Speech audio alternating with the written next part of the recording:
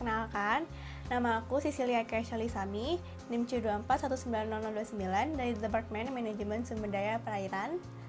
Kali ini merupakan video biologi perikanan yang terakhir karena sudah selesai praktikumnya, dan kali ini aku akan menjelaskan beberapa materi yang sudah aku dapat pada semester ini. Ada reproduksi, ada pertumbuhan, dan juga analisis makanan. Jadi tanpa berlama-lama lagi, kita simak video berikut ini.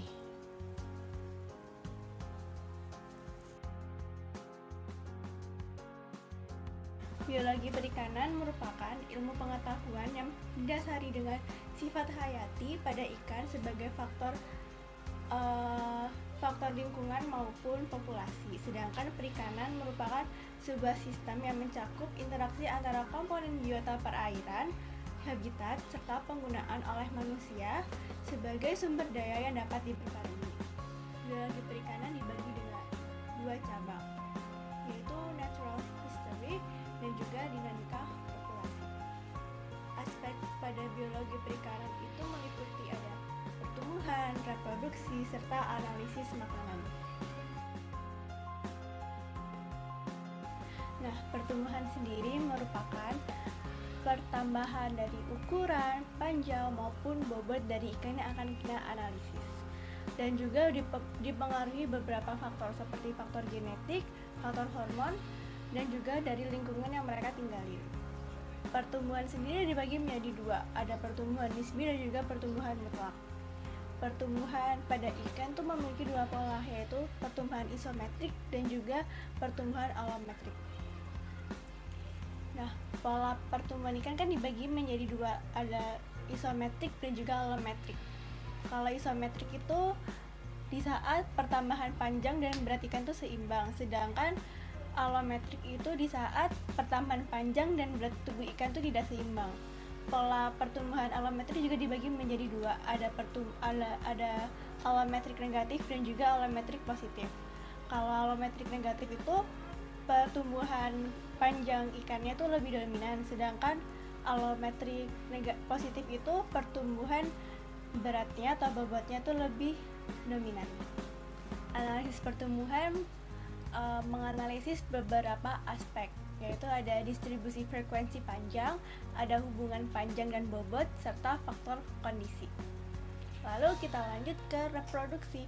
Reproduksi merupakan sistem fisiologis yang sangat penting bagi kehidupan dalam siklus organisme makhluk hidup, salah satunya ikan atau biota laut. Nah, reproduksi sendiri itu digunakan untuk melihat kemampuan tiap individu dalam menghasilkan sebuah keturunan dengan tujuan untuk melestarikan spesies atau kelompok dari hewan tersebut atau ikan tersebut, individu tersebut, seperti itu.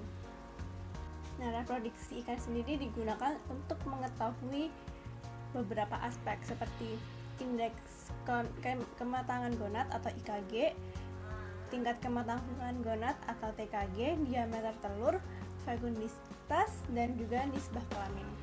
Tingkat kematangan gonad sendiri merupakan suatu tingkatan untuk mengetahui kematangan seksual dari ikan.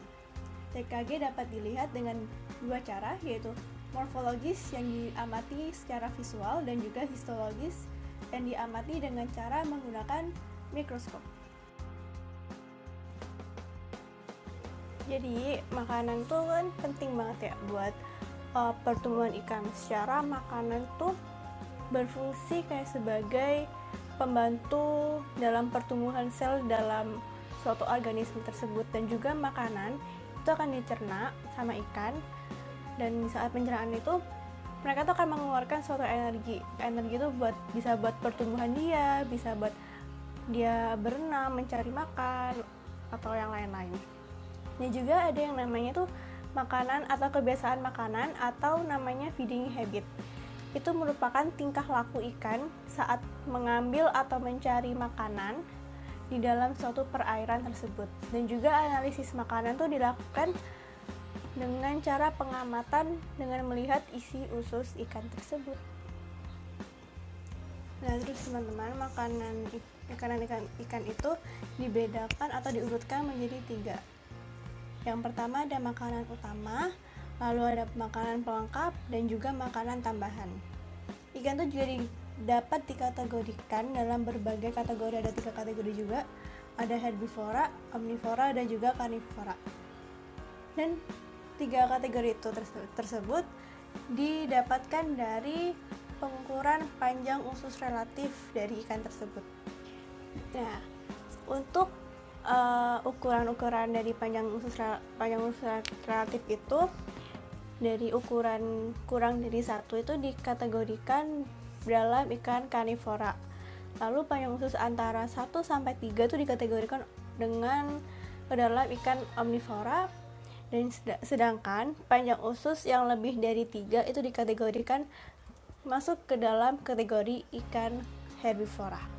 Makanan itu salah satu faktor yang dapat diketahui dari hasil sejumlah ikan dalam suatu perairan. Hal tersebut dikarenakan makanan dapat menentukan populasi, pertumbuhan, serta kondisi ikan dalam suatu perairan tersebut.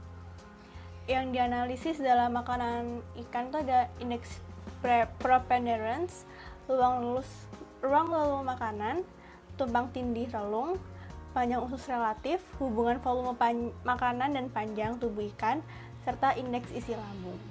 Nah, teman-teman, saat kita melakukan analisis terhadap 3 analisis tadi itu, kita tuh juga mencari tahunya tuh dari pengamatan di ikannya langsung. Jadi kita bedah sampel ikan dan membedahnya itu dari anus, lalu kita gunting ke atas menggunakan pisau bedah sampai ke belakang operculum ikan.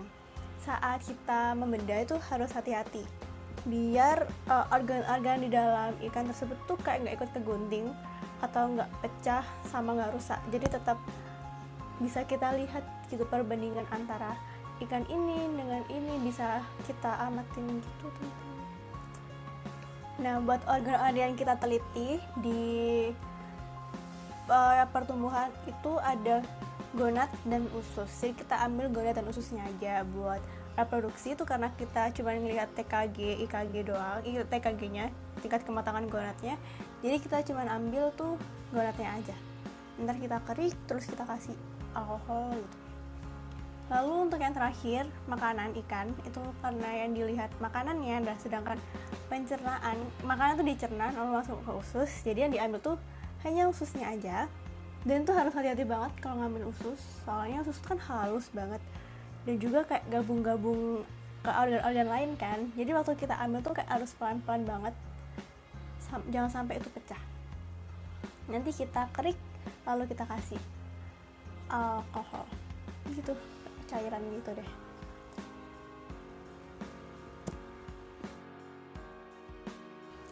Oh ya teman-teman, aku kayak mau cerita tentang pengalamanku sedikit dari kemarin praktikum biologi perikanan. Itu sebenarnya seru banget. Itu pengalaman pertama aku buat ngebedah ikan secara langsung dan sendiri tanpa dibantu siapapun, cuma lihat tutor.